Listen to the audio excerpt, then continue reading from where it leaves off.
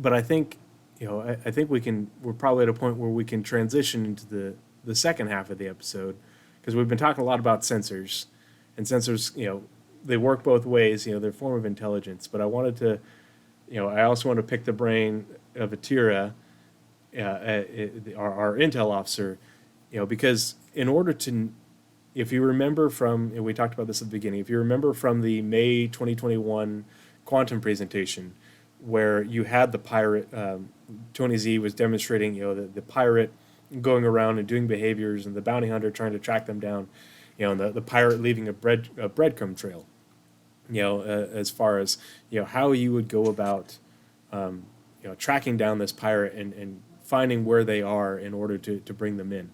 And it's bounty hunting, privateering, mercenary work, whatever you want to call it, all three at once.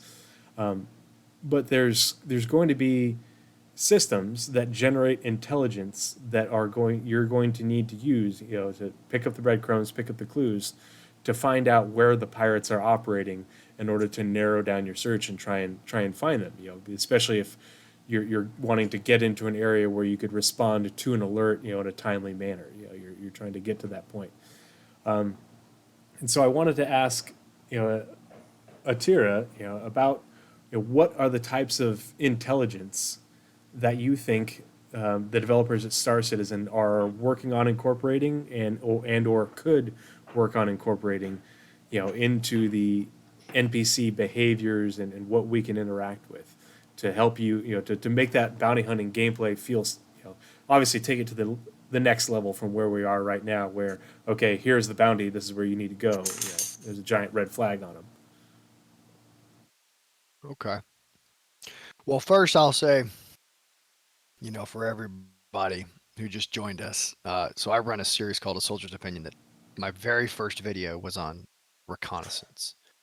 So I would encourage you all, when you have time, because they are long form videos, go check those out. I talk about a variety of topics. The first one is reconnaissance, because I would argue that all operations begin with some level of reconnaissance. If you're going in blind, that's got to be something of an emergency, right? Yep. 9 times out of 10, you're trying to avoid that, right? You want to get as much information about an enemy position as possible before engaging it. So to that end, I'll just say, like, there's at its core. Oh goodness, you're throwing an acronym at me. No, it's one of the ones that I remember from being an infantry marine. BAMSIS, as far as getting ready to make an op order. It's begin the planning, arrange for reconnaissance, make the reconnaissance, complete the plan, initiate the plan, and supervise. And if you are planning, so that's a Marine Corps acronym. Yeah, but like you said, no, that's good. That's good. Use it. Yeah, it wasn't dirty enough to be a Marine Corps acronym. I'm sorry. No, that was clean. That was good. we could find a way to dirty it down. That's good. So, like you said, if you're trying to make, if you're planning on taking down a bounty or taking down a pirate group, you got to start. If you want to figure it out, if you want to do it, you have to plan on how to do it, and then okay, in order to start planning, you need reconnaissance, and there you go. You need to start working on that. There you go. So there's and the guy had to help me with this because I had a total freaking brain fart when we were working on our notes for this. So great intel officer, but 5 core types of intel gathering that we have right now, more or less, and you could potentially add a 6th in cyber. But so you have SIGINT, right, which is the receipt of an EM emission, right? And you can tell a lot about what the item is or what the thing is broadcasting based on that EM signature. You have MASINT, which is kind of a hybrid intel. We call that, so signals intelligence, right, is the first. MASINT is measures and signals intelligence, which is this is stuff where, like, I want to look at a North Korean missile and I want to find out what part of the missile failed based on the readings that we picked up. And it's kind of like it's actually a lot like what we have in Star Citizen, right? Where you see multiple components of a system presented to you in one picture. That's kind of MASINT. Couldn't have said country X. You went with North Korea. Go with what I know. Anyway, and you got. I'm gonna go look, get a drink. Look, it could be any country, but the only one actively rattling sabers for missiles and things are them. Then you got IMINT, which is imagery intelligence, which is often kind of mashed together with something called geospatial intelligence, which is a little bit more focused on things like terrain. And we might push that into something like space imagery intelligence, which I think is something that value add in the game if they could adapt render ranges. Then you have human intelligence or human and open source intelligence, which we call OSINT, which is the newest form of intelligence. And OSINT often comes in the form of like online activities or scanning media or whatever. And so those 5, and then you could add a 6 with just cyber, although I don't know how they would do that necessarily in Star Citizen because interacting across a Star Citizen wide web where you could go in and screw with somebody. And I don't think they're going to let you hack somebody's Spectrum account to figure out where they are in verse or anything like that. So Okay, but that brings up that one I think before you we move might on. leave off, but yeah. I wonder, because Spectrum is meant to be an in-game thing. Like it's in-game, it's in lore. It is. You will be interacting. And it's not just the internet, but it does like news, and there's like forums and stuff. I wonder if there will be maybe not randomized, but event driven in the term. So say this pirate group in Pyro, and it's an NPC pirate group. Sure. Conducts an attack, and they conduct an attack, and they destroy a number of ships or something like that. I wonder if they might brag about it on Spectrum, on some of like the almost pirate radio type channels, where you could be like, oh, okay, I would love to see the AI associated with posting shit talking on the Spectrum forum. That'd be hysterical. Yeah. So that could work. I also think there's also an avenue for them for OSINT where like Hurston News Today or ArcCorp News Today or whoever picks up a distress call and then puts out like a hot take, right? Like, we've got another pirate attack in, Stanton today, and according to the SOS, it was between Hurston and ArcCorp, right? And so from that open source intelligence, that media report, you get an idea that somebody, either an NPC or players, are operating on that trade route at that time. And I can totally see OSINT being NPC, almost one of the big primary ones. Mm-hmm. Absolutely. Once they get news in game. And then if it happens over and over again, right, it starts to generate missions, right? Yeah, that was a big part of Freelancer and a number of other space sims, is having the little news reports of reports of attacks in this system, and you would go there in order to find more pirates or find bounties. And I think that's definitely something that we would see in Star Citizen. That's a really good point. Unfortunately, we think about it, a system is entirely too large for us to go, then the pirate attack in Stanton. Okay. Yeah. 5 days later, after searching in vain. Like in the Freelancer, it was, you go to this system or you go to this planet in this system. So, however they want to break it down. Like they wouldn't give you like a grid, a grid coordinate or anything. But, you would know an area, and that might be one of the first steps that you take to, okay, I'm going to start my search here, in this general So what area. I would like to see, because I think the Quanta are going to give us this, and I hope we start to see this, is the establishment of the most efficient trade routes as defined by what the Quanta are doing. So you would have a Stanton to ArcCorp trade route. You would have a Jump Point X to Microtech trade route. And you would simply say somewhere along this trade route, and in Stanton's case, it could be outside the asteroid belt or inside the asteroid belt, right? You could have a defining characteristic there. There is pirate activity, and that would be your OSINT report. And that would be, or if you come across an NPC on the ground somewhere, that could be something like a human intelligence report, a human report, where you get that person tells you there's been a lot of activity, or he has heard that certain unreputable people are going to be targeting that soon, right? And that tells you as a privateer or a military security person that this is where you're going to want to hang your hat for a while and see if you catch them in the act. The problem is going to be then zeroing in on that, and we've talked about this a lot, and it goes right in line with kind of our earlier discussion with how you kind of neck down where that person is, and that's where you kind of get into SIGINT. And we were talking about from a submarine perspective today in that three-dimensional space of the ocean, right? Which Night Cobb was talking about. It's all sound-based, right? And you're listening to sound. Well, in Star Citizen, that's more or less EM over range. Mm-hmm. And so you're going to have to but one axis of EM emission is not going to tell you where they are necessarily. So we were talking about earlier, or actually just a few minutes ago, about reconnaissance and the value of reconnaissance and how that is important. And that gets back to bisecting and then triangulating where a pirate fleet is or where an organization is. And this kind of gets more, I think, into PvP versus PvE mission giving, because I don't think Star Citizen is going to go so far as to say, go out and fiddle around for an hour to find this one ship that's a problem, right? It's going to be a larger organization. It's going to be a larger, higher level, higher threat mission if they're going to ask you to do that. So you push out your trackers or your ghosts, depending on how stealthy you want to be, and you have to sit out there and listen. And you're going to need multiple ships at different azimuths to the proposed area of operation, all listening.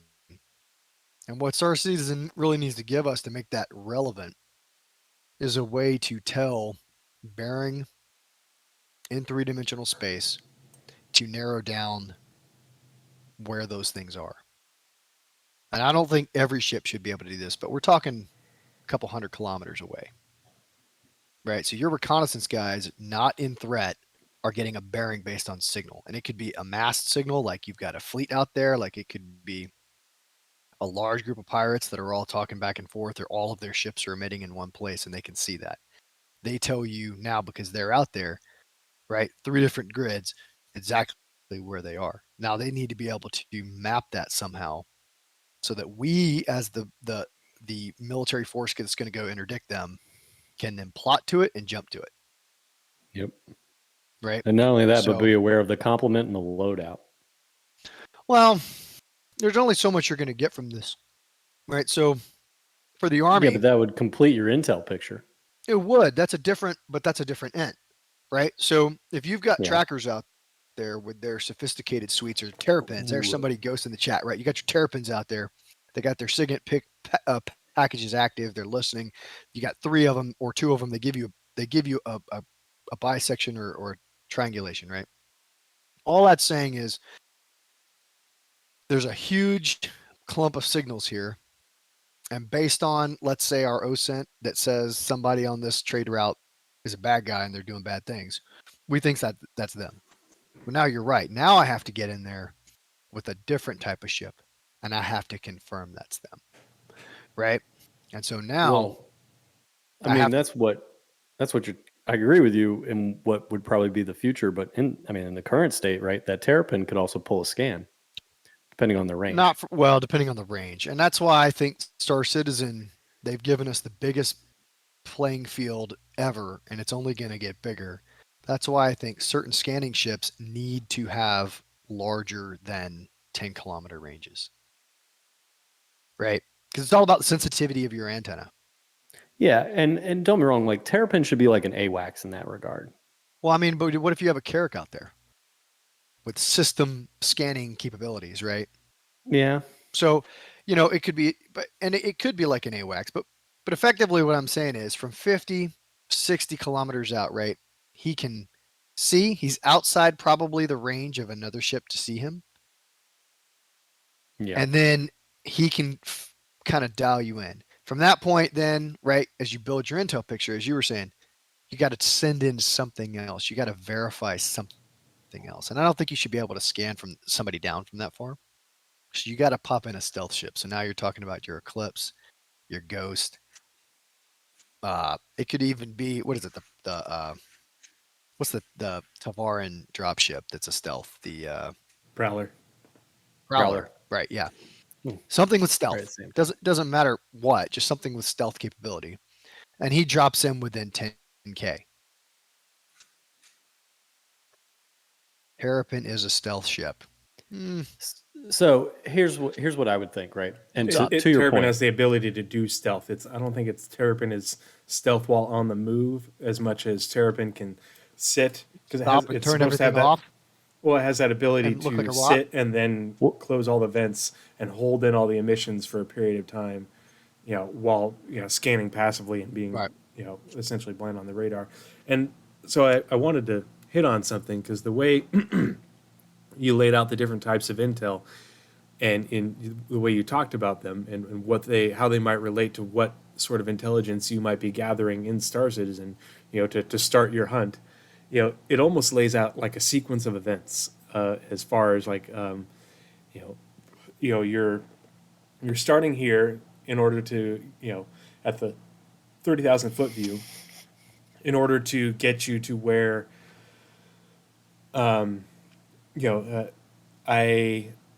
this is going to get me a target within, say, a planetary system, within a star system. Like, you are in this star system and you get, whether it's open, the OSINT or, you get like the OSINT in order to tell you, okay, there are targets or there, are known targets operating within this area, and that'll get you to within, say, the Hurston planetary system or the Pyro 3 planetary system. And then from there, maybe you go and find some human intelligence at that location, in that area. The various all of these things happen zones. simultaneously. Yeah. All of these things happen simultaneously. Mm-hmm. Right. So, but I mean, I was addressing from sequence an in terms operational of perspective. getting it's an inverse triangle, to get Sure. you down to that narrowest point to where you're talking. You were just talking about as far as a human person might be able to direct you right to where they are. Those are our most sensitive. Those are our most sensitive human assets. Are those that are in a room or know the people. And this gets back or to PvP, active crew on that ship that has infiltrated the pirate org. Absolutely. That is in their Discord and that is in their fleet comms and is actually coordinating like with them supposedly when actually they're feeding you intel. And so if I were going to do that, I would have two computers. One computer would be wholly dedicated to just the Discord I was typing in. And the other computer would be what I'm playing Star Citizen in as a member of that crew.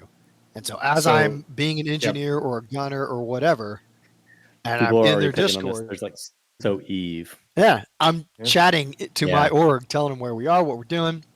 That is human. And I think there are already organizations. Human isn't just NPCs. It's going to be, contacts for, absolutely for players. I think most of it is going to be players. I think most human's going to be mostly players. Is mostly players. Is intelligent people. Yeah, haha. So Eve, absolutely.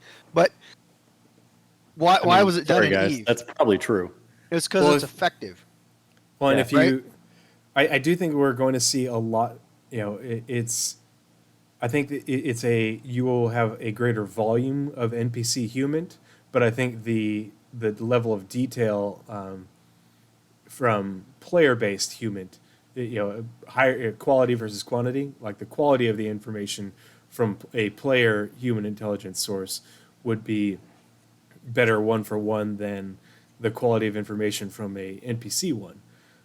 But you'll have more 100%. opportunities for NPC, human, just because there's so many more of them. But like the NPC tracker service is on the progress tracker. It's a service that they're building into the quantum system in order to track NPCs, and that information will get relayed back to different services, including, the NPC behaviors, in order to give you human intelligence as part of like conversation lines or maybe something, whether you're going to bribe that bartender or you're going to beat him up. Yeah. Yeah. If they could build that in, that would be fascinating. If you could walk around and as a bounty hunter or as or as a militiaman, military person, and ask NPCs and have them tell you where somebody is. But from a tactical perspective, out in space, I don't know that unless it's a player on as a part of their crew, I don't think you're going to get real time human. Yeah, not Right. real time, but So- it helped So narrow the you down NPC is going to from. know. The NPC is going to know the trade route they're on, and maybe they know on average about how long it takes once you start a jump to get intercepted of another NPC. But I don't think they're right, because those are things that the server can track, and those are things that the server can prompt into an AI response. Oh, But before you once you continue, get into, sorry to interrupt. yeah, Dark Silver. Does that sound right? Dark Silver. oh Dark yeah, holy cow, Silver 100. just donated Woo! $100 frickin' dollars to StackUp.org. Big money. Yeah. 07's in chat. 07's in chat, everyone. 07 to Dark Silver. We're saying it right? Holy crap, you mad lad, you freaking legend. So Really appreciated. Absolutely. yeah, that is absolutely huge. You're I got to think of something to do to reward donors. I haven't thought. Needs too like much a about I special it. think badge. Night Cobb Yeah. should have to sing them a impromptu song with their name in it. Well, I want something that's permanent, like, whether they're watching Pathfinders or if I'm doing a gameplay stream, they're hanging out with Armchair Admirals and Yeah, how just about so we it's- just go with like a little extra badge on their chat icon? Well, And we you don't have want to, to sing? what I can to punish everybody, right? it's I want hard people to find. continue to donate to charity, not like Yeah. don't, for love of God, don't make him sing to us. Like, Oh that, yeah, no, sing. no. Well, so before we go on, that just brought the total that you can see at the top of the chat at 525. That's since I started the charity drive in October. And what I forgot, what I didn't do is I didn't reset it at the end of the calendar year. But for this year, the thing that's above my head will be updated in the next several weeks to accurately reflect what is current for this year, and that the Nice. totals from the thing that you can see above chat, they get reported to Stack Up every quarter. So like they will get some of that information. It just lags behind. But the reason the goal is $1,000 on both is because if we get to $1,000 as a community donated to StackUp.org, it means that we will have sponsored. I forget what term they use for it, but it's where they do a big old gift package for someone who's deployed or a veteran in need, struggling with PTSD, package. like a care Care it's package. Wow, deployed is it's- a care package. I don't know what they call it for you. No, but Stack Up uses a Soldier specific state term because they have two different. Oh, levels. it's like a crate, something crate. I want to say. Yeah, it's like a something crate and the second one is like an air raid or whatever. But that's my goal, is to get to the point where we as a community have sent a great big gamer care crates package. and air assaults, right? There we go. Yeah. Yep. So yeah, I want us crates as a and air community to send off a supply crate to some military members or veterans in need this year as my initial goal, and I think we're definitely going to get there because we're well over halfway, and we're only just barely into month 4. So I can't say how much I appreciate you guys, whether you're donating directly or just hanging out here and watching. Just by hanging out here and watching and dealing with Part of the crew. Part of the ship. the commercials. Part of the ship. Part of the crew, part of the ship. Part of the crew. Part of the ship. Another follow, yay! But so if you're watching the commercials, that money, if you subscribe, that money, anything that goes to me, I also donate. So like I get another payout here in like 2 weeks, so I'll have donated $300. It's about $100 of my own money and $200 worth of monetization from ads and subs, which is you guys to StackUp.org on top of the generous donations from the people who have donated directly. So I cannot say how much. When we hit that goal, I'm literally going to cry on stream. So just be there, be ready. We're going to clip it. It's going to be a thing. But sorry, Atira, I didn't want to interrupt you, but it's a really big deal. That's to me. worthy. Yeah. Worthy. Yeah, it's worthy. Big deal. Worthy interruption. Awesome. All Where right. were we? Train Let of me, thought got totally cheers, derailed. I don't Cheers. know. Gone. So we talked about how we can use SIGINT to narrow stuff down. And the same could be said for Mazint, right? And Mazint is more the kind of thing that readings are going to tell you. Again, this is already kind of in the game. Components. It's going to help you. You can tell from the emissions of the ship what components they're running, what weapons they're running, that kind of stuff. So we've kind of already got that in the game, and I think that's fine for being up close. There might be specialized ships that let you see that stuff from a really long way away. Oh, I totally think agree. they haven't really expanded or thought about that, but like reconnaissance isn't something you get into someone's face over. And I don't think Star Citizen devs understand that, right? Like, be it in the Navy, be it in the Army, the Marines, the Air Force, right? The Air Force is like 30,000 feet for their reconnaissance. They're higher if they're in super sexy aircraft, right? They're a long way away from the enemy when they're doing reconnaissance, right? So then we get into, let's talk about imagery, GeoInt, right? I definitely think there's a way we need some of our ships to be able to take in-game images of targets, right? Yeah. So that we can then take that back and plan around it. I think this is going to Mhm. be especially effective at high level. Some of these new super sexy bunkers that might have all kinds of different defenses and stuff, right? So, and then player bases especially, right? Because player bases are going to be a nightmare. Because once Well, they player let us bases, start but dropping turrets on the ground, missile launchers, and what's up? the other thing is, not just player bases, but I guess it would still fall under a player base, but if players are storing or making using a temporary base out of a cave, or an abandoned facility, Wow. regardless of what it is, it might be something So where that's going to get into drone it's world, not but really, but not as obvious, and you're going to want that information so you can analyze it, so you can come up with a plan. It wouldn't be, oh, okay, yeah. well, it's all right out there in the open. Well, right. So, I mean, the idea, like some of these caves that we go to now have like ash and trash on the outside of the cave. Mm-hmm. If you know that a certain there's a certain area, right, that there's a potential underground enemy base, right? It might help if they don't want to give you the direction or the location specifically, the devs, then they could make you search for it using Mark 1 eyeball, but that's silly, right? Because you should have some type of optics that helps you scan that down or find that. So imagery capabilities, right, allow you to do Not that. just print screen and But, zoom. well, right, but not just I print, mean, scream, and zoom. I want but- something in the game that lets us Yeah. do it. So, like, if I'm flying Yeah. over a player base and I can see that this organization Part of the ship. has 15 Part of the turrets, crew, part of the 6 of them Part of the crew, are part some of the type of ship. energy-based weapon, right? Another 6 are, missile systems, and then, what is that, 10? So we got another 5 that's like ballistic systems or something like that. I now know like where I need to kind of sort my attention. So now I want to hunt around. Do I see a power plant that's gonna reduce their energy level so that they can't employ all of those freaking dumbass energy turrets, right? Is there a radar system that, and this goes back to, right, bases shouldn't just have every radar has its own, right, or every gun shouldn't have its own targeting system, right? You should have a centralized targeting system that you can target Or hack. and destroy, Yeah. or at least the turrets should be reduced, right, or reduced Yep. capability. And if Reduce you their if you have like, effectiveness. Yep. yeah, if you have a large thing, it increases their effectiveness. So then, right, your reconnaissance says, okay, well, these a-holes have this dish system that makes them way more effective.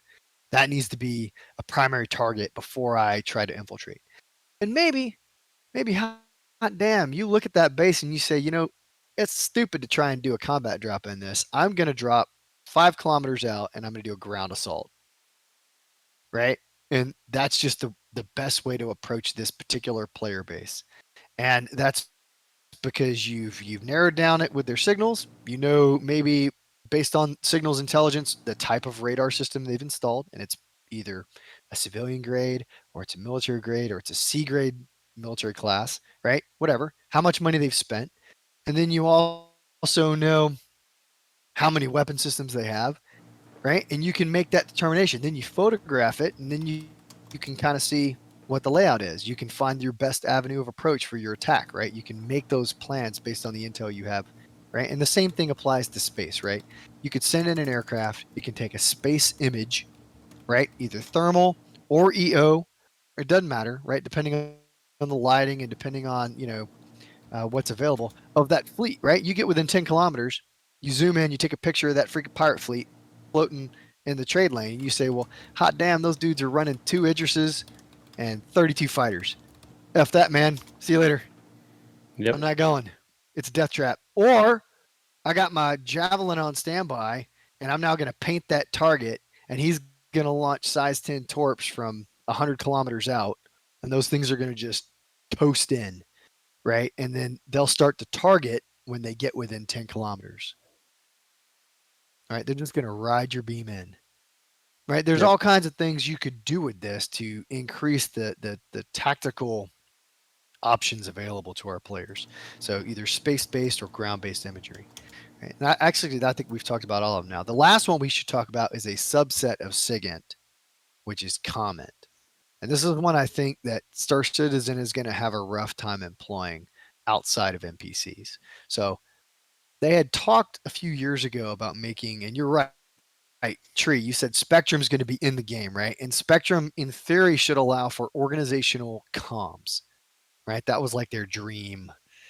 It doesn't do it now, but you would be able to have a full structured integrated comms for your organization through Spectrum. Great idea, especially when you tie it into the game, because it allows you to do comment. Comment is internals. So if SIGINT is externals, right? Frequency, waveform, amplitude, all that crap. Comment is the internals. It's what you're hearing now. It's the conversation, right? And so comment would allow you to not have a person on board their ship reporting back what they're doing, right? It removes the human component, right? So if you have a person on board telling you everything going on, you don't need comment, right? Your spy. But if you don't have that, you need, and you want to know what they're saying, then it's comment. And you need to be able to real time hack into their systems remotely, which would effectively be hacking into Spectrum comms and then listening to it and finding out what they're saying. And you'd have to be able to do this in a way, they'd have to build it in such a way that you are detectable, but not immediately. You have to like defeat somehow the reliance on third-party applications like Discord. And that's the problem. And that's why I think Star Citizen and CIG will have a hard time getting players to transition to a Spectrum chat. Now, Discord doesn't offer tiered comms, right? Which is a problem that Discord needs to solve, like stat, for any type of large organization, right? So by that I mean there's a platoon comms, there's internal vehicle comms, right? Then there's your platoon. Then there's your company, then there's your battalion, then there's your brigade, and then there's your division, and then corps, and then all on top of beside all of those is your O&I nets, ops and intel net, your logistics net, your comms net. Everybody has their own ships, it would be separate department thing. essentially. And You for would have ships, an it'd be engineering department. comms. You'd have a Well, weapons that's even comms, worse, and then you have right? ship Because comms. inside your ship, it's ship comms, but then sub comms within departments, right? So the engineer guys are talking, but you can't. The bridge guys can't hear that. And you wouldn't want them to. And you Not wouldn't want them everything. to. The only person that's talking on the command net is the chief engineer. Yeah. And yeah, everybody might be able to jump to that net if like the chief engineer bites it, right? Because he's standing next to our relay that explodes and kills him. But right, so then the next person jumps up to the command net. Yeah. That's right. Oh wow, yeah. Or the second in charge of engineering then jumps onto the command net, and now he's the chief engineer. I was thinking the medic is, don't worry, buddy, I got him back to sick bay. I got you, man. But all of that. So then that's all these layers of comms that you got to hack into to understand, right, what the enemy is doing, right? And you may hack into the wrong net. You might hack into the gunner's net. You might hack into the broom pusher, the swabby freaking net. You might hack into the command net. So you got to figure out what those are. And if Discord can't accomplish that, I think a lot of people move away from it eventually, right? But that's bare minimum what Spectrum needs to be able to do. And I think if Spectrum could do that, I think it would, before Discord, I think it'll push people onto Spectrum. Because even if they could limit that in the VoIP right now you have ship channels, right? You have party channel, you have ship channel, all And that you have jazz. you have ship channel, Yep. party channel, and then local. So like you Yeah, so can proximity. proximity, but that's not enough. I agree. I mean, the moment, and I know that they don't want to give us the Idris until, right, Squadron 42 comes out because the Idris is supposed to be quintessential to the game, and I get that, but they got to lay the foundations now, and the best way they can do that is to allow us to go ahead and build that into Spectrum at some point. Maybe not right now. Maybe it's not that important right now. Certainly, we don't have ships really complex enough to need that, but we can do ground operations that are complex enough to need that. Yeah. Absolutely. With 100 people on a server,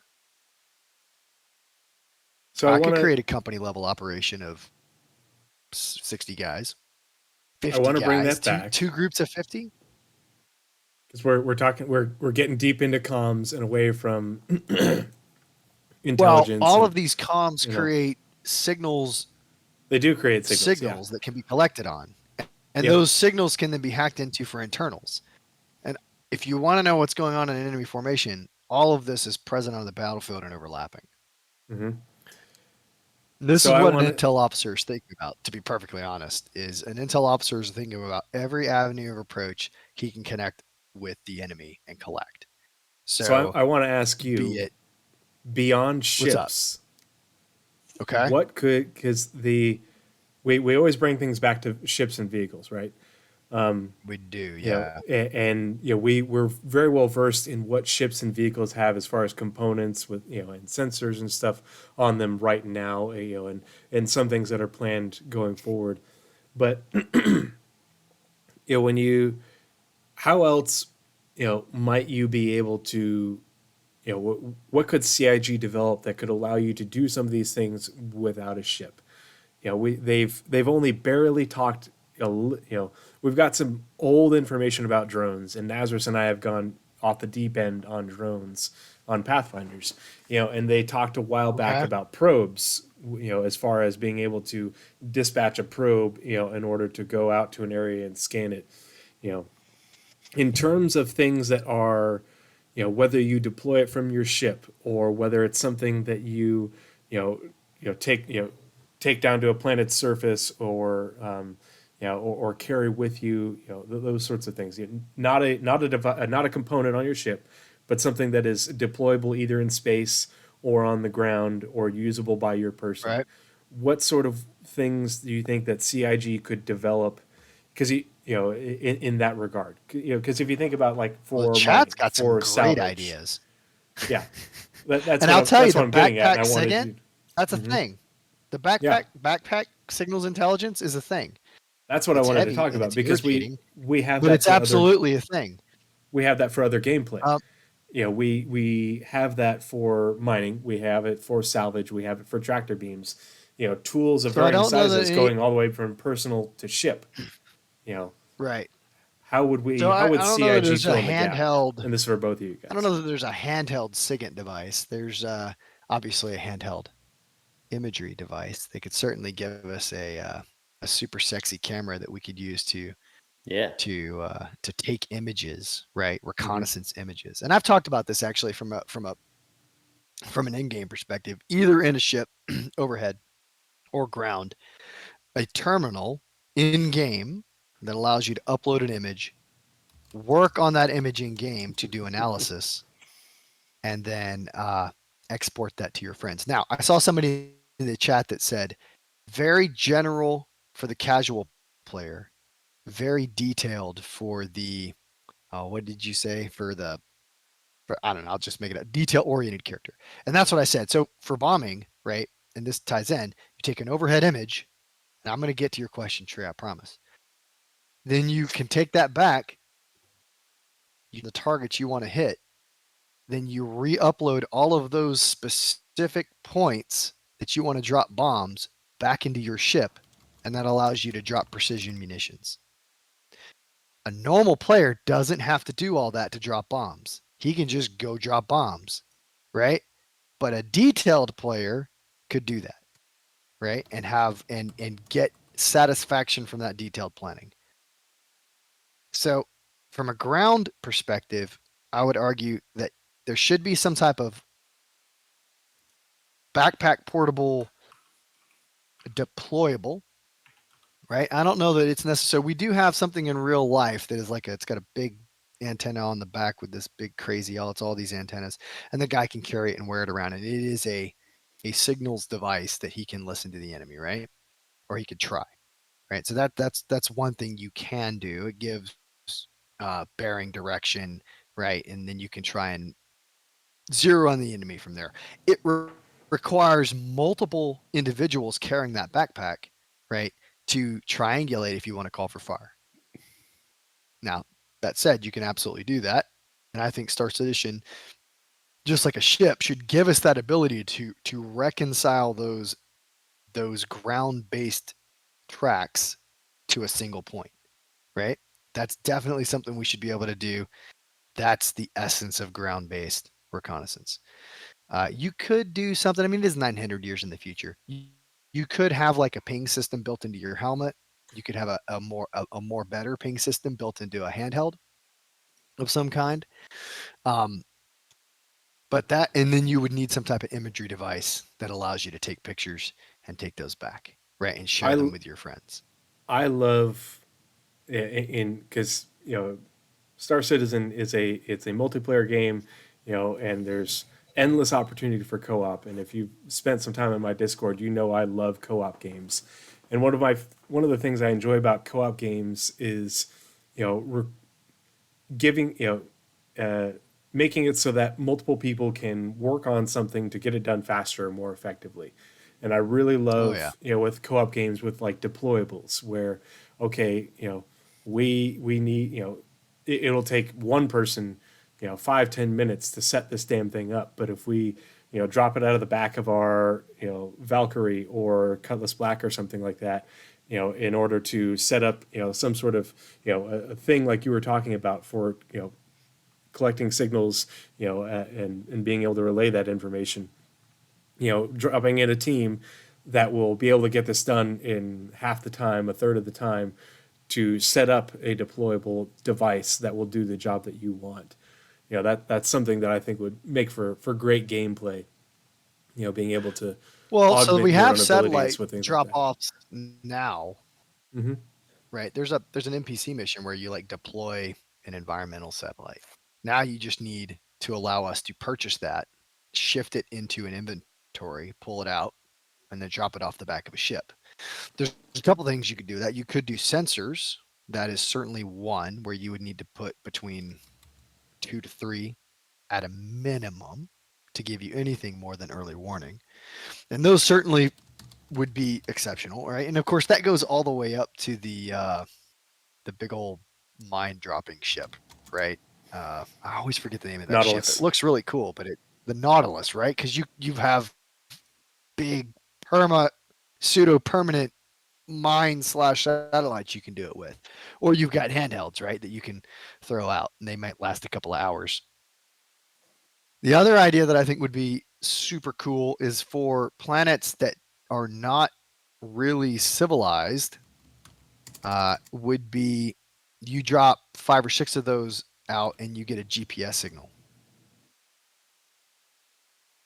So the idea would be if you're going to attack a target and you know where that target is, you drop these handhelds over, and for the next 4 hours you have a grid reference system directly above in geosynchronous that's telling you, that allows you then to collect, disseminate, and target precise coordinates of your enemy. That'd actually be pretty cool. And that's something that they could actually implement relatively easily in terms of persistence, now that they've got that. Absolutely. And they may only last a few hours. Well, what's his name? Benoit. Benoit talked about how he's like, we didn't even realize the capability that persistence offered us until we thought about things like putting a homing beacon or some kind of sensor in somebody's ship. Absolutely. Just tossing it into their cargo bay before they took off. But I mean, that would apply to a ground area too, where it's like, I could go to that derelict wreck and maybe I just leave a sensor right there. And then I know when a player comes by does the looting and stuff like that, and I can literally stay off the back and be like, oh, as a pirate, now I've got a lone player off on this derelict, kill bounty or retrieve cargo area, and caught a fish. Here I go, cruising into the fray. I'm in my Eclipse. I torpedo his ship. He's stranded on the ground. Now I take him out. I take whatever was in his cargo bay. I take whatever he had on him, and that's mine now. Or that guy's just a bait, and he's trying to draw you out. And now, don't be wrong, yeah. And we talked about the honeypot 5 game. Eclipses sitting back there waiting to freaking torpedo you. And that would be the thing, right? Yeah, and that would be the routine. Where if I stuck to the same routine and I kept doing that at the same site, obviously I know I'm making myself susceptible to other forms of intelligence in the form of that player. You're setting a pattern. Spectrum. Right. Exactly. I'm setting a routine. So that gets back to the next big thing for Intel guys, right? Is we always looking for patterns, right? Yeah. When I was so we look for patterns, we look for connections, right? So are you in a certain place routinely? I'm going to set up near that place and wait for you to show up, right? And I'm going to ambush you. That goes back as far as time began, right? You set a pattern, you're in trouble. You follow the common trade routes, you follow the common roads. I know where you're going to have to come through based on the size of your ship, right? And Star Citizen has done a little bit of that for us, right? We know that there are small, medium, and large jump points. Certain ships will only be able to go through certain jump points. We know that if a pirate organization is going to move from one system to another and they have 2 or 3 javelins, they're going to have to come through at a specific jump point. Yep. Right? And we know that we could then put 15 javelins on the other side of that jump point in a combined arms operation, and we could destroy them as soon as they come out because we know that's the choke point, and we're looking for the choke point to kill them. The other thing we look for is connections. And we talk about knowing that about your enemy. What would that the makeup of their force, and that what limitations that puts on them? What kind of intel would that fall under? Well, it depends, right? So that'd be more like Mazint, or it would. So you could use Mazint, right? Well, I mean, Star Citizen has made it pretty clear. Certain ships emanate certain levels of signature, right? So, but we also know that certain ships are going to be able to mask other ships within their signature, right? Which is a legitimate EW technique, right? Two fighter aircraft today can fly very close together. If you imagine something like the Blue Angels, right? They will appear on a radar as one plane, right? So we know that is going to eventually make it into Star Citizen. It's going to be a problem for us to determine. I think the easiest way for us to know what a composition of a fleet is going to be is either paying one of these organizations who loves to infiltrate pirate organizations and get the information directly, right? By flipping through their Discord, looking at their fleet chats, looking at what their current fleet org is. My org does it. Everybody's org does it. How many ships do they have? What do they have? Ooh, this is how cool we are. We have 15 Javelins and 52 Endeavors and or, right? If and every, I guarantee every fleet on Earth is like this. Every organization is like this. You have more ships than you have players to run. Man, Ammo has a damn Javelin. We can't field a Javelin. We got like 30 active members. Hey, we're trying to grow. Come check us out. But we can't field a Javelin. It's ridiculous. It's a huge ship. So what can they field? And that's really what becomes key. So you go and you that may only be, you could get that from their Discord, right? You go look at their active members. You monitor the Discord, how many people normally come to their operations. That's all human. That tells you what they can field, right? Or if you don't have that in and they're operating in an area, you're going to have to get a picture of the fleet they're operating with.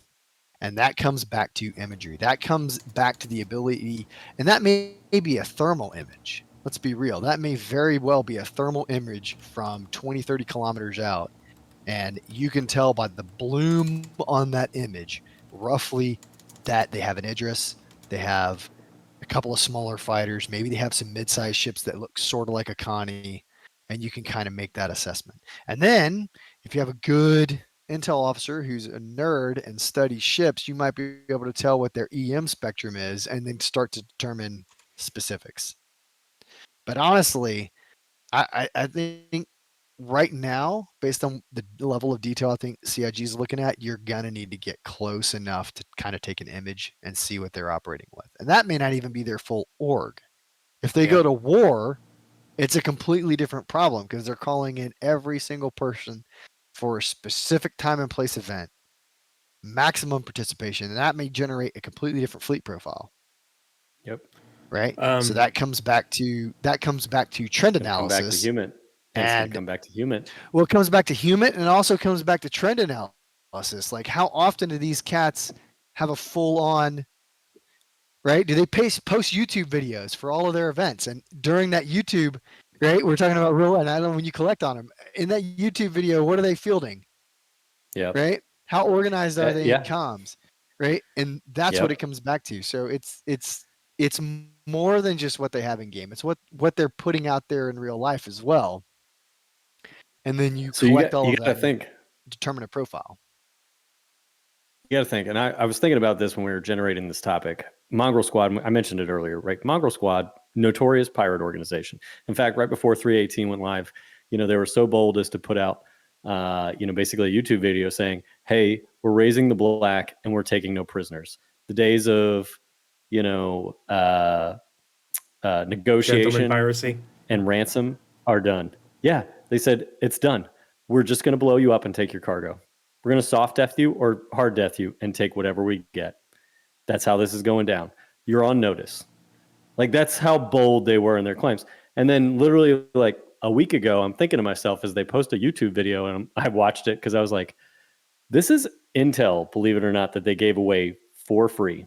For free. For free. Absolutely. On like how their comms work. And I'm paying attention to their strategies, and I'm listening to how their comms work, and I'm watching what ships they come with. I'm seeing that, and you pick up the little things too, where it's like, okay, some of them use alt accounts. One of them even specifically said out loud, he's like, my alt just died to NPCs, but I was using that alt to spy on the player while I got a Cuddy Blue ready or whatever he was doing. And, it's one of those things, like, he had basically disguised himself using one alternate account to gather intel, while his other account he used to spool up and get ready to intercept, but it's, they're giving away those tactics and strategies via YouTube, which I mean, like, don't get me wrong, I'm sure they vary their tactics and stuff like that. So they probably, if it were me, I would have edited it to keep anything, sensitive out of it while relaying the intent. Well, they're playing smart, yeah, because they are banking on most players not playing smart and most players not playing as organized. Oh, absolutely. And all it's going to take is an organization that is just as smart, just as organized, to take advantage of what they're doing, and put them back in place. Perfect example. Are you a cargo runner? Do you love running cargo? Part of the crew. Is there, as you spawn your ship and pull out, is there a random ship hanging around the space station you're at? Is he just chilling there, not doing anything? Yep. What's his task and purpose?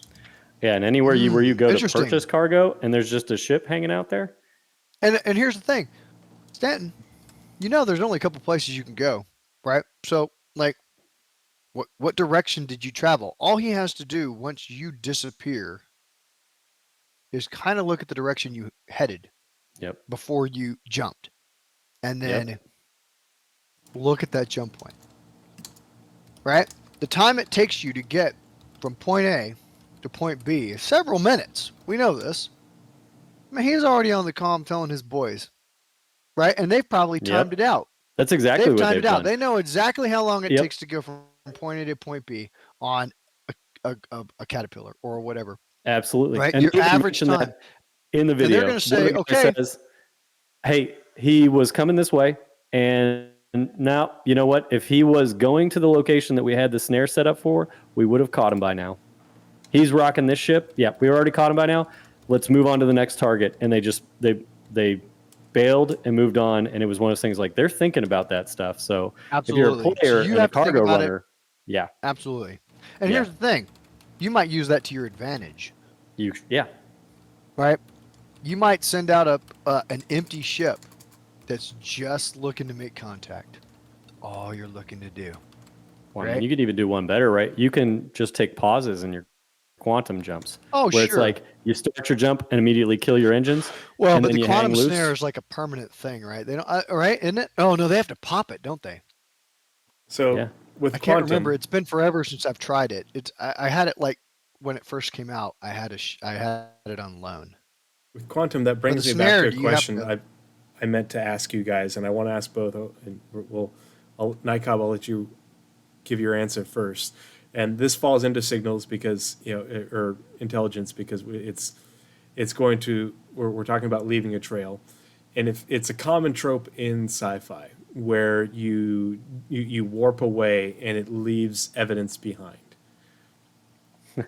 And you're able to detect that evidence for a certain period, like it has an expiration date. Do you think we should have that sort of mechanic, for quantum, and do you think we should have it for other things? Like, if if you are in an area and somebody recently warped quantumed out of there, should it leave a some sort of trail?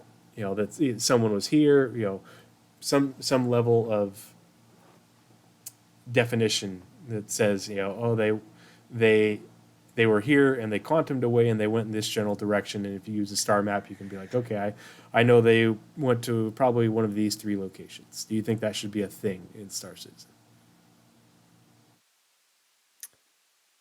That's I struggle with that one a little bit with the medium of space and all that kind of stuff. Because right in the submarine community, I don't have anything like that. Like your noise is what gives you away. So, the only thing that should give me away is if I'm going fast, I'm making noise.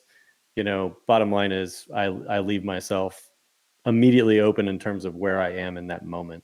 And if I go dead quiet, slow down, ultimately it's not like I leave a trail of noise for any Correct. significant period of time behind me. Yeah.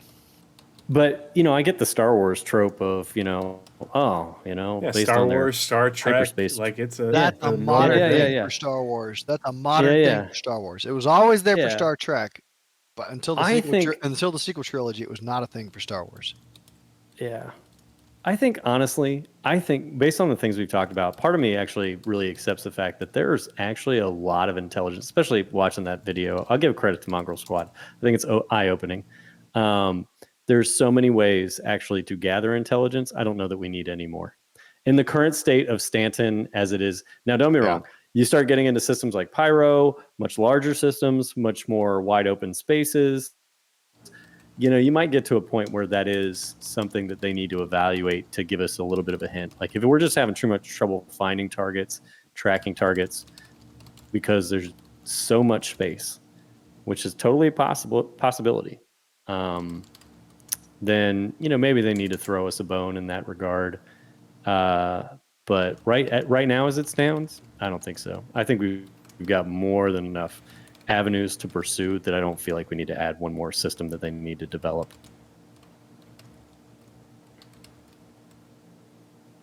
So I think it's dependent. I think there are certain environments where you should leave a trail, and I think there are certain environments where you should not. Oh, That's a good point, too. That's a good idea. So, if you have a medium for retaining Clear that trail open versus space? vast open space, yeah. Clear open space, like most of Stanton, no. Mhm. I think there are certain conditions where, you leave a trail. It depends on the radiation levels in the system. It depends on, I don't know, they could make up whatever science fiction bullshit they want. Let's be clear. It's a fictional game that sort of, kind of, maybe sort of sometimes reflects reality. And our job, what we're trying to do is make them think about ways to take real things and make it kind of gameized into their game, right? And there's some, right? Like if an armor brigade is on the move. There's 9 times out of 10, there's some type of visual indication that 5,000 people are moving. Right? It's just the way it is, right? It may just be the ground rumbles. It may be, right? It's just, it may be 4,000 of them are all environment. complaining about it at the same time. Oh gosh, and you feel the psychic waves of negativity of why the hell am I here? Gosh, I hate the Army, right? Yeah, it made me The E4 Mafia. We didn't even talk about psychic intel. Yeah, there may be a dust cloud, right? You're in the desert. That's classified, Right? guys. We can't talk about the psychic intel. I'm sorry. I know. I didn't mean to confirm it exists. That's right. But Neither confirmed. damn it. Yeah, sorry, I blew it Shit. up. I blew it up, right? I had a War Thunder moment. Well, really, Atira started it. Yeah, Cyan. It's all my Shit. fault. Shit. Yeah, I'm about to be relieved. No. But God yeah, damn I mean, it. you're culpable. But you know, Yeah. there are some environments where you leave trace. There are some environments where you do not. So I think there's definitely an opportunity for Star Citizen to kind of, to vary that, right? So it could be if you have the right radar, you can see a trace. But maybe that's not the greatest radar for combat. Right? Maybe it's stupid sensitive for certain types of radiations left by quantum drives, but it's absolute shit for targeting. Right? And so now you have to think about, well, if you're a lone person, right? You can't run that cool guy radar. But maybe if you're like a group of 50 people, one person can run that radar, but they're absolutely useless in combat. Right? Yeah, they're AWACS. Well, maybe they're not even the damn AWACS. Maybe they're just the sensor, right? That's all they can be, because that's all Tree's they've over there equipped like- their ship to be. AWACS guys are cringing in chat. Wow, I Way mean, to go, Night Cop. but the AWACS guys are very broad, right? Huge radar sees half the system, right? Yeah. That's the AWACS, right? The AWACS Yeah. sees hundreds of kilometers and can then direct aircraft to a specific point to achieve a specific effect. This guy is looking for one piece of information, and maybe there's a radar that just can help you do this, and one ship can do it, right? And this goes back to like drones, right? Maybe your drone is equipped to detect this, and you have to send your drone out. You have to fly it around in a circle, redock it, pull out the thing, stick it in your freaking computer, and then it tells you what that system is, and it takes time and energy, and there's a game loop associated with it, right? And it's not something that's immediate or easy or fast, but it gives you good information. Yeah. Right? And that's another use for a drone, right? And we've talked about Intel drones. They need to have backpack launched drones that allow me, the player, to send a drone down a cave and find bad guys. And they may Man. shoot that drone out of the sky, but now I know they're there. I've confirmed there's enemy contact. I've confirmed maybe there's like, depending on how deep I get into the cave, how many of them there are. It allows me to then plan. Noisy drones, sure. Yeah, but on a low grav planet, I see max. Oh gosh, I can't read that. Flash art. Yeah, noisy drones. Yes, absolutely. So you talking about, I wonder what he's talking about. Are you talking about a drone that bangs out lots of EM interference? Well, it's interesting that you mentioned I want to drones, see what he says here. because So an e-warfare recent, drone. Go ahead.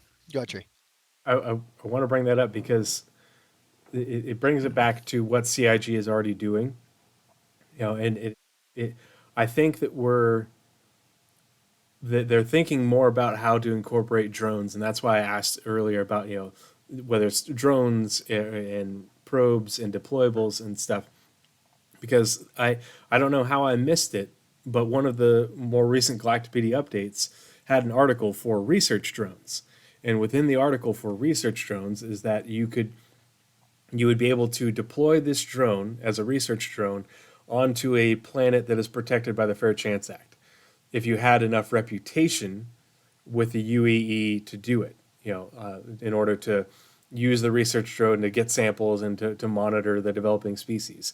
And it made me think about that, in relation to this, what sort of opportunities you might have with different drones, of different, maybe not different manufacturer, but different configurations to do different things, like having a sensor platform, because the research drones were taking pictures and monitoring fair chance Imagery. protected species. But if whether it's imagery, whether it's your Oh, I see what you're IR, saying. EM signals and stuff, I think that's a really great way to gather information, because we talked about how you want to limit your own exposure.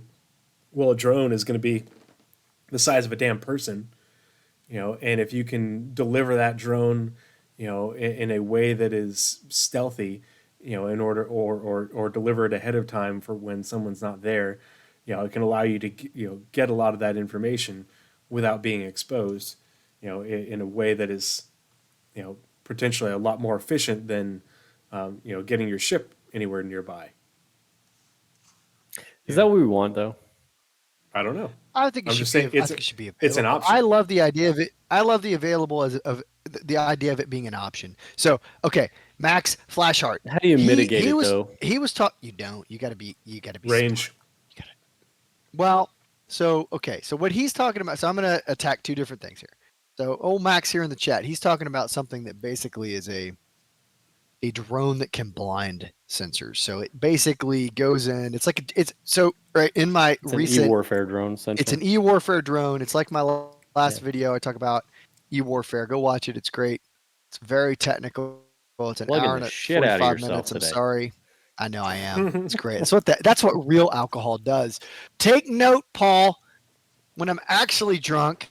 Dude, Paul already Okay. did a solid and plugged us. He did. I know. Right. You go in. Now you're yelling at him. Yeah, dude. No, I'm not. I love Paul. He's great. An EW drone goes in.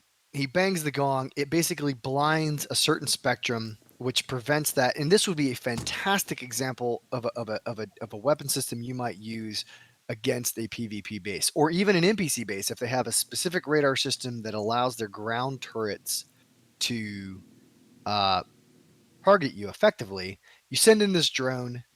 It completely distorts the electromagnetic spectrum to the point where the turrets cannot see you or target you anymore. That allows you to conduct the tree 0311 combat drop, right? In your Valkyrie, you get out, you go and you attack the target, right? Because Tree loves being a drop pilot. So that's a fantastic TTP for a drone.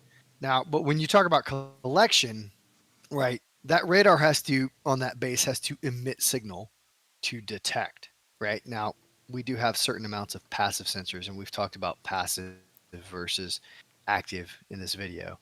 But understanding the type of radar, what it's capable of doing, those are things you would detect with a reconnaissance drone and what we would call electronic support. So electronic support is the collection part of EW.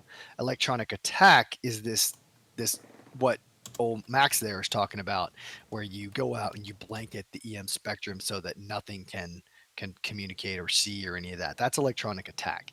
And then, of course, if you do the same thing in a defensive posture, that's electronic defense. So I definitely agree that is something you could do in that regard. Is you could send in a drone. You could either now. What I was going to say was unmanned ground sensors. We call them UGS. So, Tree, you were talking about how do you persistently observe somebody's base and see everything they're doing, and it's hard to counter and it's hard to detect, but it's also hard to emplace, right? And that's what an UGS is. So an UGS looks like a rock, and we make the UGS specifically look like a rock that is indigenous to the area. Yeah, right? hard to emplace, but also you have to be fairly hard nearby to emplace. Limited transmission. Absolutely. Distance. So it has a certain lifespan based on the battery that's in it. And, in Star Citizen, we could probably figure out some type of micro solar panel that allows it to charge over time so it has intermittent coverage. We have magnetic UGs. Yeah.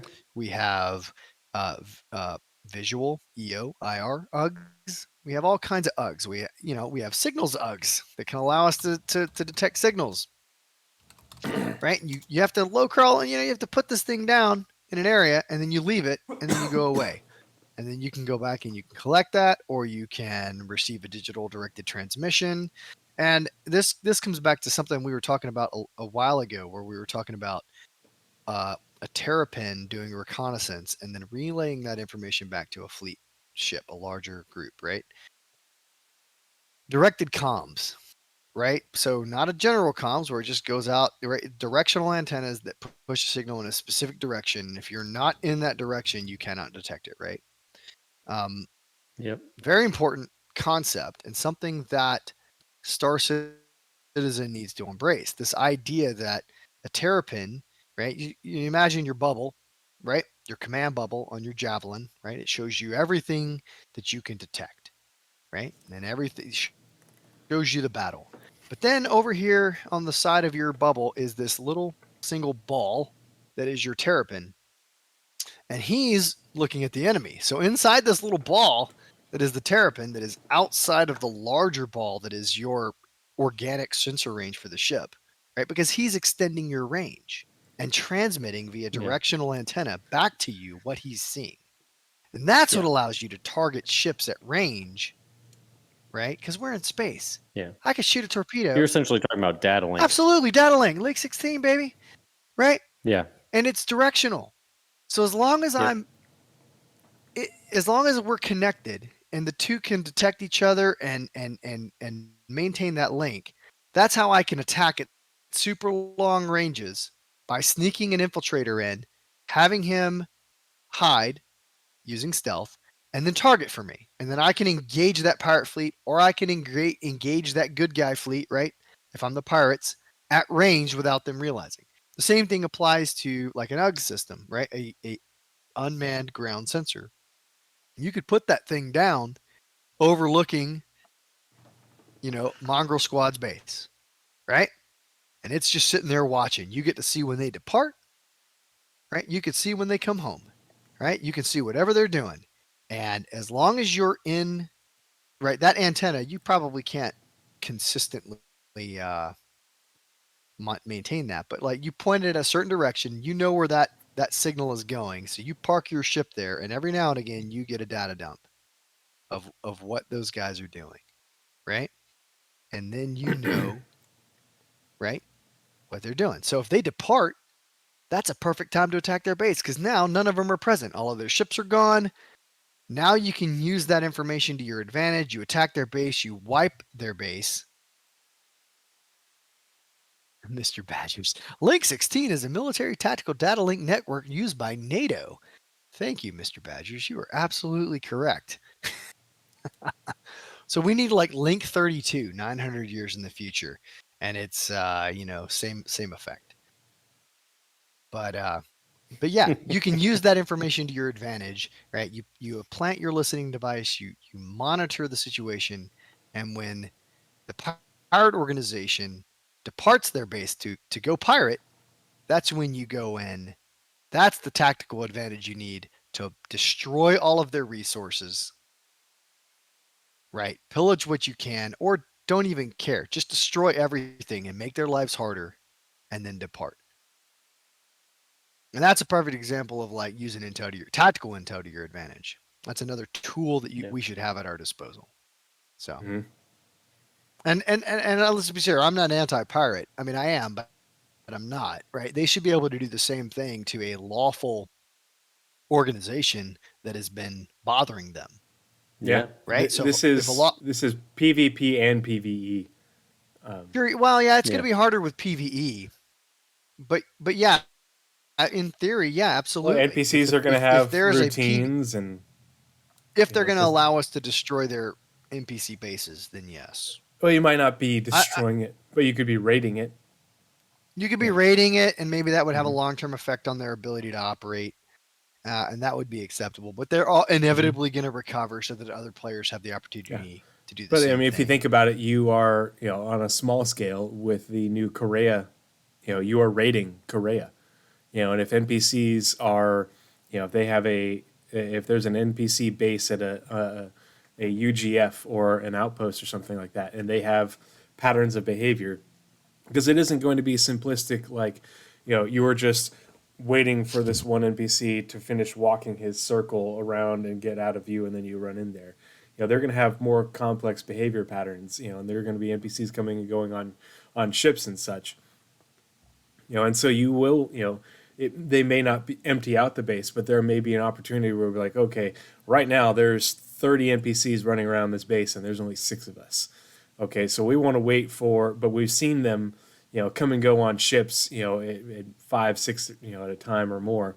So we're going to wait for, two ships to come in there and, maybe take off with 10 pirates to, it better our odds, and at that point you could go about going in there and raid the base, and get what you need, because the way I tie this into gameplay is it isn't all just about destroying and taking everything. It's, there could be specific objectives, as part of these missions, and that's why I tie it back to not just bounty hunter but mercenary work.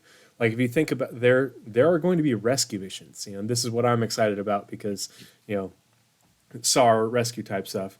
If you remember the imagery they showed us in engine from the overlays that they're using to build the outlaw outposts, and they had like prison cells. Well, if you think about it, those prison cells are going to have, characters in them. Probably not players, for long periods of time, but there are going to be people in there where it's going to generate a mission or a sort of a reverse bounty where you can get a contract to rescue that person, rescue that character, and bring them back Absolutely. to, And that may those are be the a types of limited missions- objective. Yeah, it's a limited objective. Yeah. And but I may, because the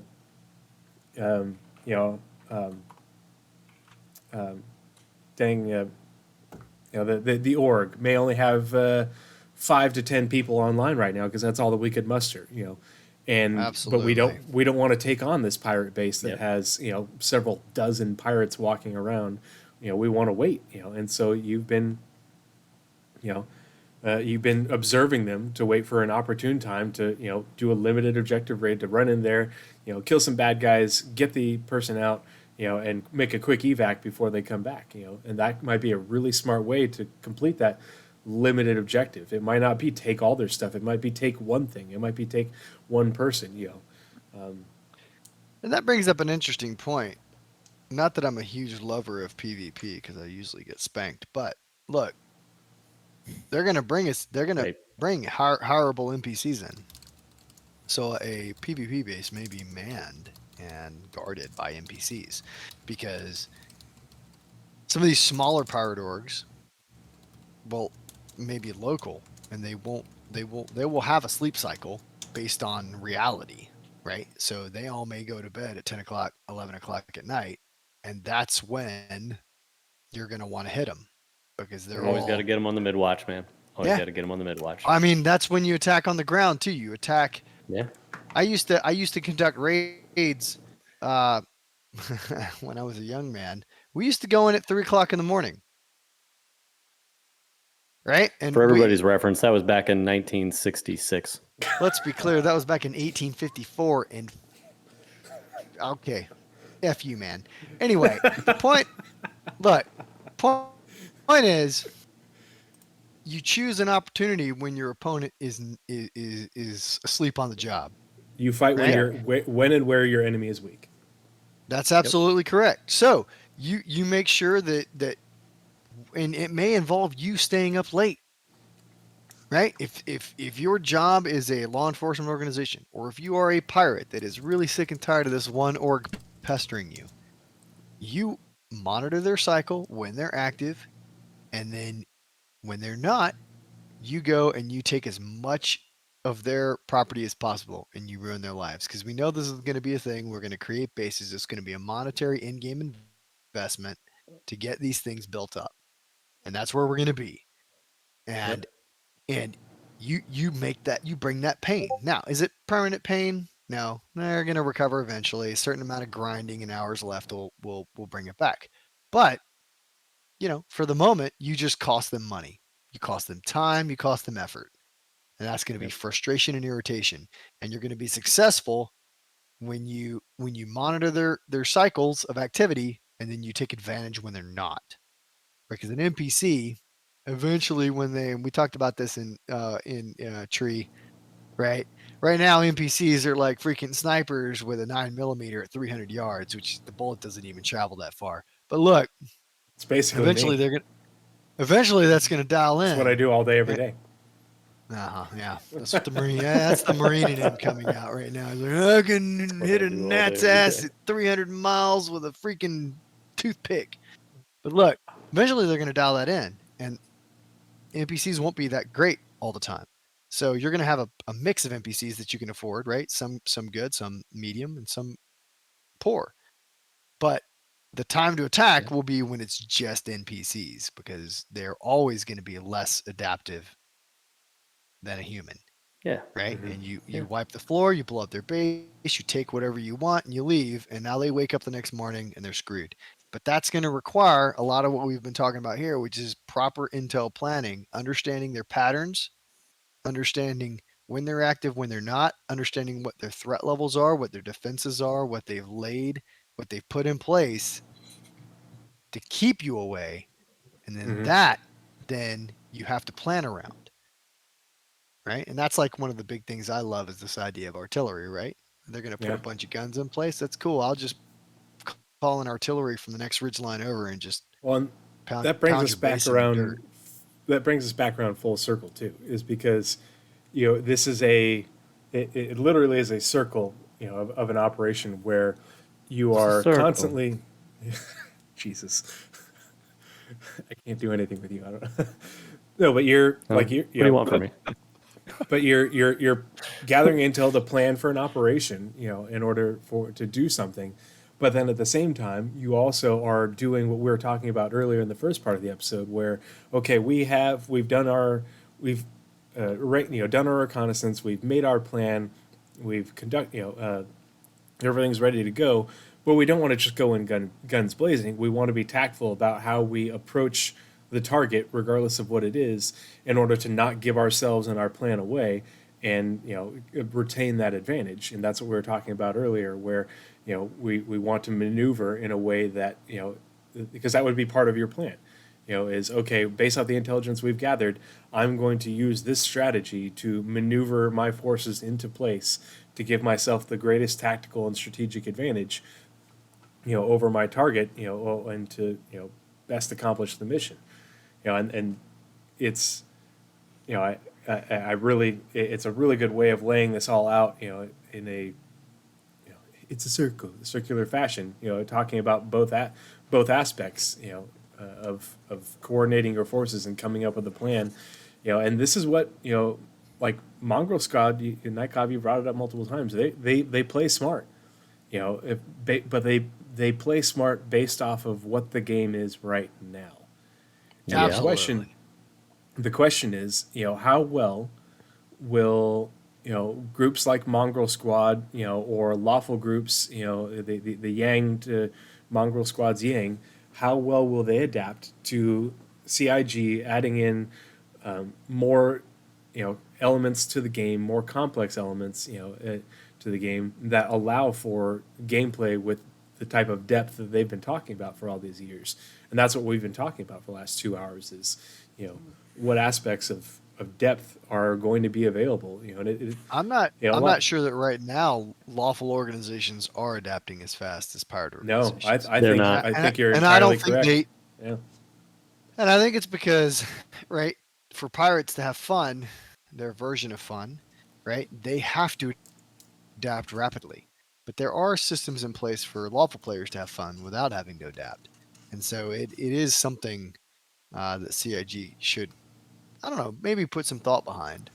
Well, you've got an ethical thing probably there too that you got to kind of like consider. That's true I'll tell you, too, I think a pirate, and this is going to sound really bad, but all things considered, I think a pirate organization is more comfortable with the idea of slipping, into, say, a cargo running outfit organization's Discord, getting chummy, eventually collecting a bunch of intel and stuff like abusing that, them? and then abusing the shit out of it. Yeah.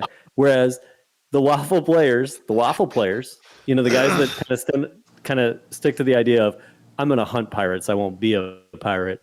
Those are not the kind of people that are ethically going to feel comfortable, at least in most circumstances. So I'm totally ethically comfortable with infiltration, but I'll tell you, don't have the time to do it. There are organizations though that do. So if you spend the time, if you're watching this and you're like, oh man, I'd be curious about this information. There are organizations that do this.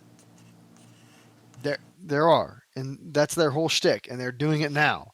So you can go out and find people that will feed you that information. Now, I don't know what their price is, but there are organizations that will do it.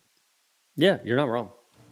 So I will say from the operational perspective, right, it's plan, prepare, execute.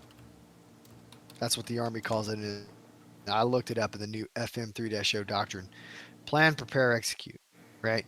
And the intel cycle, for those of you who care, which is, of course, all of these Why are are you yelling at us? circles. Where's my camera? Circles. There it is. Circles. It's a Right. circle. It's a So circle. planning and direction, collection, processing and exploitation, right? Analysis and production, and dissemination and integration, right? God, So Tree, he that's used like so many big words there. I had no idea. He's just rambling. No, you know Well, what? why do we An look at Army the camera? private in the Intel Corps would know what that is. I know that Ah. you in the Navy have a problem with that as an EA. What I'm So going to many do, syllables. Nightgob, is when I turn this into the video, when he says the words, I'm going to put them up on the screen, in big block I'll just remember lettering. it's a circle. You can find the It's a graphic circle. online. Look, Okay. everything Tree is and I circle. are Tree and I are on point on the circle. We got that part of the game. We got that. Using We got that words. down, right? So Yeah. so you got to plan. You got to collect the information, right?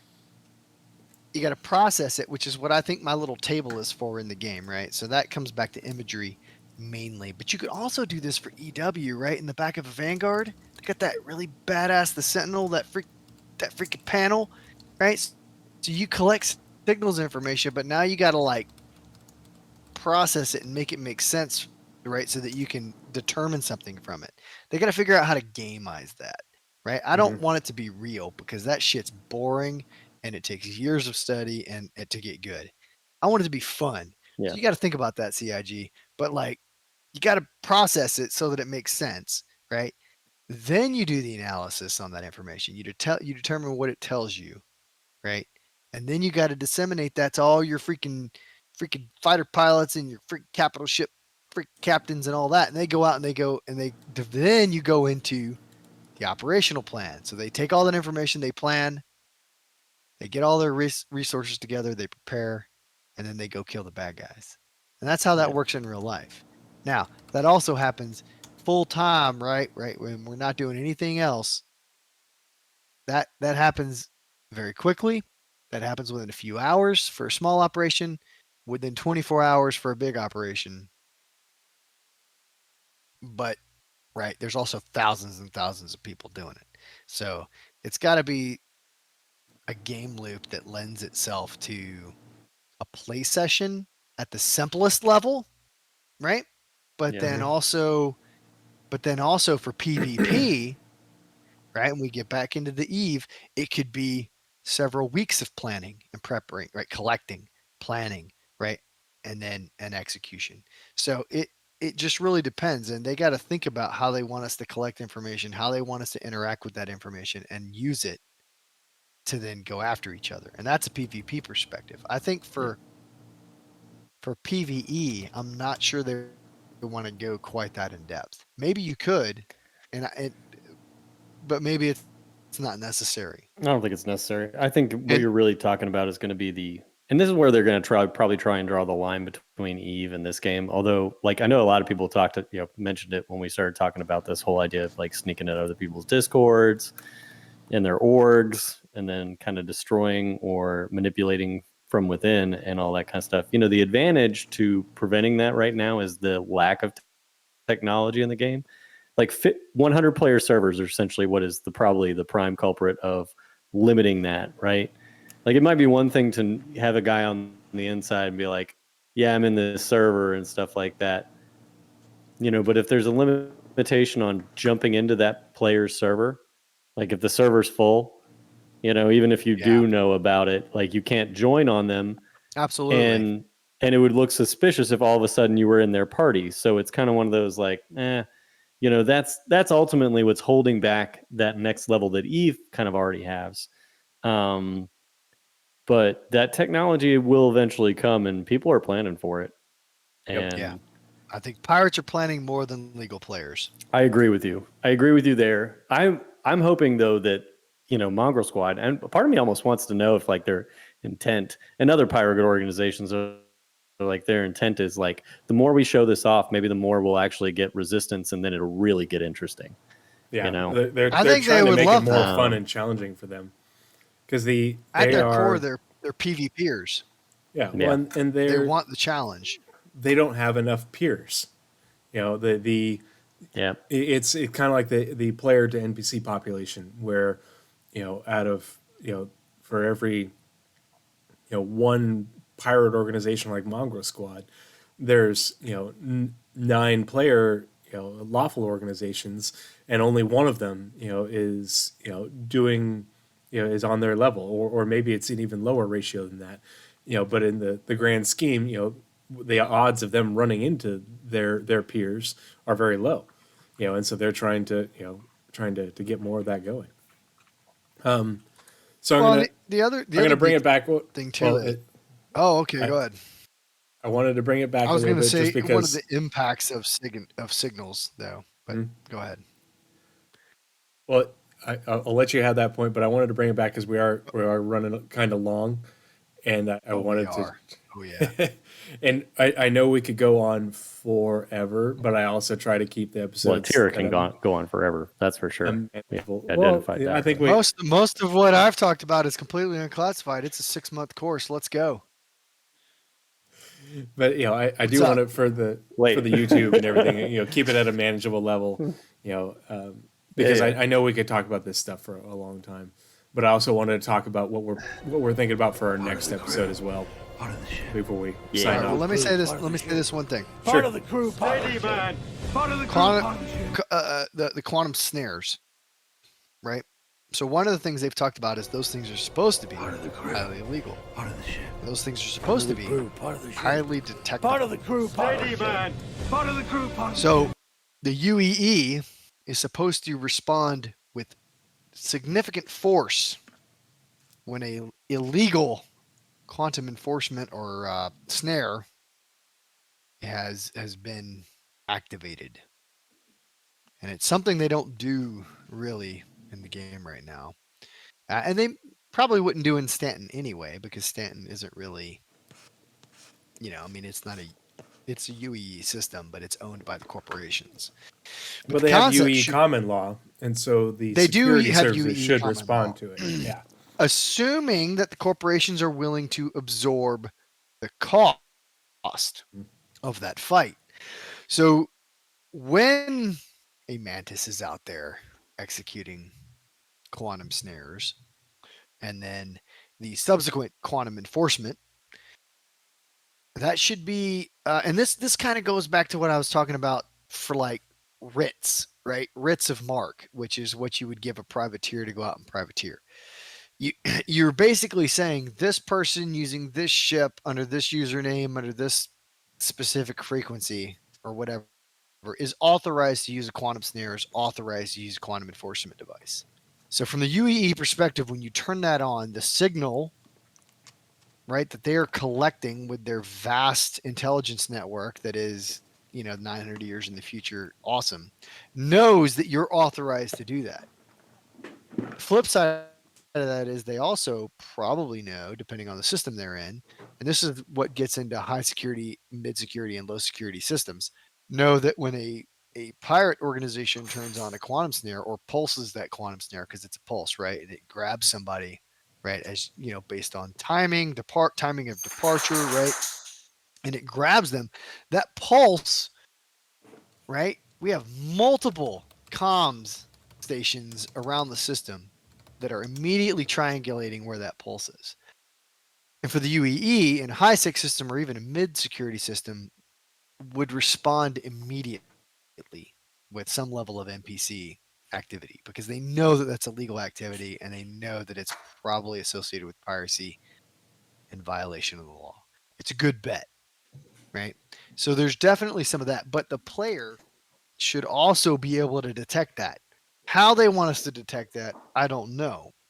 But you should, as a player, sitting, waiting, monitoring in a Vanguard Sentinel or some other signals platform for EW, because let's be clear, electronic warfare is not data spike missiles. It's not hacking, right? That's cyber, right? Even though cyber and EW have a lot of overlap now, right? There's EW, right? Is the collection, right? Electronic support collection of signals. When do we stop him from rambling? It's Do we not. just let him Shut keep up. going? Shut up. And then it's the attack. But you should be able to detect that and then He's closing plot the a circle. course to it. I am closing the circle. And that would Yeah. allow legal players to find pirates. Because when they Yep. pop that thing, if you're on the server and you can see it, you should Oh, be you able should to light up plot like a a course to Christmas that. tree. Yeah. And you should be able to Yeah. plot a course to it. Yeah. Right? So if you got a 30 people Huge risk sitting to there waiting, using that if you're unlawful, for sure. absolutely. And it should In a lawful it should system that is monitoring it, has their comm arrays up, stuff even like in that. even in a low sec system, if there is a lawful org sitting there waiting for you in an asteroid field, in a nebula, whatever, just outside the nebula, and they see that spike go off over a trade lane, they should be able to see it because it's a massive signature. Or there should be all kinds of, if it's a medium security system, alerts that it occurred, right? Warning off civilian traffic, warning off people that are going through that area, and that allows you then, the militia or the private security firm, to then close in on that and get after the pirates. That would give the pirates the PvP gameplay that they want. And then if they win, right, it also puts pressure on them to get salvage or cargo off of those ships in a time frame, right? Yep. Or while under Yeah. attack, under pressure. Well, That's how they need to generate that. And that's all signals based intelligence. Right? I'll do you a solid, CIG, and I'll qualify that. You want to know the best way to make that a reality too, to stack up on that and to earn a little cash? You make ships like the Terrapin the one that's the most capable, or a brand new ship, the one that's the most Don't do capable that. at picking up that quantum dampener. I mean, but that's how you get to that gameplay. And that's It's kind of true. how you. Mm-hmm. I mean, and that's what makes sense. You need like a counter to that. You don't want it to just be literally like, oh, my Avenger Titan is here and I can pick up that quantum dampener going off on radar, or whatever medium you're collecting the data with. But let's say I'm in a Terrapin and it's like, oh man, that's like a Christmas tree over there. That is who we're going after. And it has a unique signature. They pulled their trigger. Yeah. Yep. I got it. But it just there should be range dictations based on who's got a radar that's capable, looking for that stuff. Things like that. If you're not the right ship or vehicle for the job, if you're looking for people doing that sort of stuff, you want to have somebody in your team who's doing that in order to, direct you in the right transfer the information. Be like, hey, this just went off here. You guys go and get it. But I just detected it. And that's the key Yeah. point, Tree. You're hitting the nail on the head. They have to be able to take that information, transfer it to their friends, and then they can jump to it. Yep. And then you can interdict the interdictors, and you can Mhm. generate that PvP combat. And the same goes for NPCs, right? Because every now and again, you'll get quantum interdicted by NPCs. And a player who's looking for that gameplay will see that interdiction, and they can then jump to your location, and they can reinforce you, and they can take out those pirates. Yep. And then you add that game loop in. But if you can't detect it, right? If you don't implement that detectability for when that pulse goes off, and then the subsequent enforcement, which is a crap ton energy, right, being emitted to hold a ship in place, right? You're never going to get there. So those are the things that need to happen for that particular scenario. Yep, for sure. Well, I'm going to wrap us I'll up for stop this there, evening. Tree. I love you. It's okay. No, it's all good stuff, but it's also a very deep topic, and CIG is literally just scratching the surface with what they've shown us that they've been working on developing, and how it ties into other things that they're working on, like the resource network and engineering gameplay. So there's a lot to unpack from that, but I wanted to tie that in with what we were talking about earlier, because I do think it's a holistic, complementary system. It's a circle. But so that's going to be it for this episode. Before everybody takes off and logs off, I do want to make sure we raid somebody, because we still have a lot of people hanging out in chat. So if you guys Are you going to talk about next week or no? Yeah, we're going to talk about that. But not next I wanted week, to but the get next people time. looking for someone for us to raid while we're talking.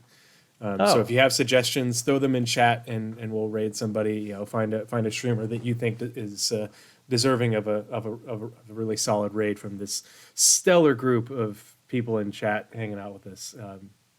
Really appreciate all the follows, and super bottom of my heart, big long distance hugs for the donations and the subs. So thank you so much, guys.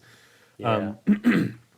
But so the next episode that we're already started planning and brainstorming is we're looking, because CIG has been talking about the weapons rebalancing that they're I guess talking about, working on, and so we wanted to bring that up and talk about what they have mentioned, but also it mentioned publicly, but also what our thoughts are, is what we would like to see going forward from CIG, as far as where should they go with this weapons rebalance. And so what we normally do, we do 2 parts of an episode. What we're thinking is, for the first part of the episode, is we'll talk about guns, and energy weapons, ballistics, all that, and then the second part of the episode, we'll talk about missiles and torpedoes, and we'll talk about just ordnance in general. And so I already had Badgers reach out to us, and so he's really interested on coming on, and being that he say warfare officer, right? He's a nav. Yeah, nav guy. I think He's a it'd be- navigator. Surface I warfare. think yep. I think it'd be really good to That have means him he on was for that next that episode. means he if was we a can- department head on Oh. a surface ship. Yeah. We have navigators on submarines. I jump out the back in a little rubber boat, or I take off from a flight deck. So yeah. But He's a big deal. Badgers is a He's friend. like a Tira. Yeah. Oh, God. But he's also really entertaining, and he's a part of the Info Runners. So if you're not aware I of was them, go laughing check at them the out. rubber boat category. Yeah. I was laughing at the rubber boat comment, not that he's a big That's- deal. I'm sure he's a That's big me. deal. Is that I'm I a said he's a Zodiac big deal writer. like a Tira. So we saying. are hoping to do that episode in early May. We generally try and do about 1 a month, just because we're all busy people and it's hard to get our schedules lined up with different commitments and stuff. So stay tuned for that. If you're not a part of my Discord, I heartily encourage you to join my Discord if you use Discord, and it's just discord.gg/tree0311. The link is on in just a second. Yeah, and the link is on my Twitch. Tomorrow, I'm going to be doing a little lore stream looking at the March Galactopedia update. And whenever I do those, I try and relate the lore articles to gameplay aspects like we've been talking about. Whether they're things that we have already, things in development, things that are planned. So please drop by for that. No Pathfinders this week, because this next week we'll have the monthly reports come on Wednesday. So we'll be reading those the following Monday. But again, I just want to say thank you, everyone, for coming and hanging out and being a part of the discussion. Hope to hear from you and see you guys again soon. And Night Cobb and Atira, thanks again so much, guys. I really appreciate both of you being a part of this and helping us be successful in our mission to help the military members and veterans via Stack Up. So Oh yeah. I'll let Big you deal. guys, if you guys have any final thoughts before we sign off, please do. Follow Atira on YouTube, Entry, Oh, thank you. Yes, absolutely. oh, yeah, and Entry. Twitch. I'll give a professional thing. Planning is the this is night cob. Planning is the primary game loop. Part of I planning. stole that from Paul. You can't even credit me on that. Are you claiming that from Paul? All right, so Paul. Yeah, I stole it from planning. There you Paul. go. Oh, I thought Paul I stole think it it's from you. I think it's a I fantastic would love to have mantra. earned that credit, but no. Oh, No, I thought it's a fantastic mantra, and I will triple down on it always. So Mhm. part of that planning is collection.